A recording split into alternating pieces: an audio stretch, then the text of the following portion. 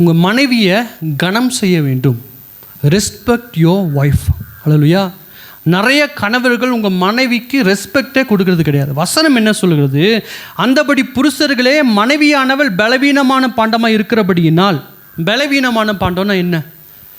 அவங்க சரீரத்தில் ஏற்படுகிற சில பலவீனங்கள் அவ்வளோ பெயின்ஃபுல்லாக இருக்கும். ஒவ்வொரு மாதமும் 3 நாள் அவங்களுக்கு பயங்கரமான வயிறு வலி இருக்கும். பெண்களுக்கு அந்த 3 நாட்கள் ஏற்படுகிற அந்த வலி அவ்வளோ பெயின்ஃபுல்லாக இருக்கும். மறுபடியும் சொல்கிற, எலும்புகள் எல்லாம், உடம்புல இருக்கிற ஒட்டுமொத்த எலும்புகளை உடைச்சா, ஒரே நேரத்தில் உடைச்சா எப்படி வலிக்கும் அந்த மாதிரி வலிக்கும்னு சொல்லி டாக்டருங்க சொல்கிறாங்க. அவ்வளோ பெயினை ஒவ்வொரு வருஷமும் ஒவ்வொரு மாதமும் அனுபவிக்கிறாங்க. அவங்க பிரசவ வலியெல்லாம் ஒரு முறை, ஆனால் இந்த பெயின் ஒவ்வொரு மாதமும் அனுபவிக்கிறாங்க.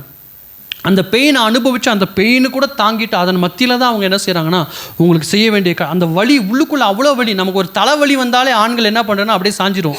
தலை சாய்க்கும் கல் நீரையன் தலகாணி மேலே சாஞ்சிரும் நம்மளாம். ஆனால் அவ்வளோ வலியும் உடம்புல வச்சுக்கிட்டு உங்களுக்கு கொடுக்க வேண்டிய சாப்பாடை கொடுத்து, உனக்கு டீயை கொடுத்து, உனக்கு பராமரிக்க அந்த வலியை உள்ளிருந்து வச்சுக்கிட்டு உங்களுக்கு செய்ய வேண்டிய கடமையெல்லாம் அவங்க செய்கிறாங்க. ஸோ உங்கள் மனைவியை ரெஸ்பெக்ட் பண்ணுங்கள். ஹல்லேலூயா. ஏன்னா அவங்க அவ்வளோ வலியை தன்னுடைய உடம்பில் அவங்க அனுபவிக்கிறாங்க.